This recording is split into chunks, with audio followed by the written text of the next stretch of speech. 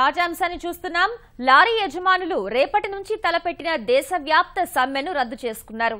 IRDA chairman విజయంతో హైదరాబాద్ లో జరిగిన చర్చలు సఫలమయ్యాయి. 50% పెంచిన వాహనాల బీమా ప్రీమియంను 27% తగ్గించేందుకు ఇందులో అంగీకారం కుదిరింది. ఏపీ తరపున రవాణా శాఖ కమిషనర్ బాలసుబ్రహ్మణ్యం ఈ చర్చల్లో పాల్గొన్నారు. సమ్మె నిలిపివేయాలని లారీ యజమానులు నిర్ణయించినందున ఇవాళ్టి నుంచి పూర్తి స్థాయిలో లారీలు రోడ్డెక్కనున్నాయి.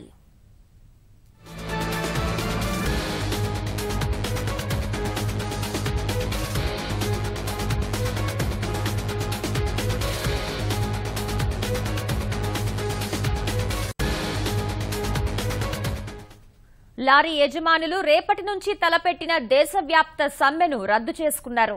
ఐఆర్డీఏ చైర్మన్ విజయంతో హైదరాబాద్ లో జరిగిన చర్చలు సఫలమయ్యాయి. 50% పెంచిన వాహనాల బీమా ప్రీమియంను 27% తగ్గించేందుకు ఇందులో అంగీకారం కుదిరింది. ఏపీ తరపున రవాణా శాఖ కమిషనర్ బాలసుబ్రహ్మణ్యం ఈ చర్చల్లో పాల్గొన్నారు.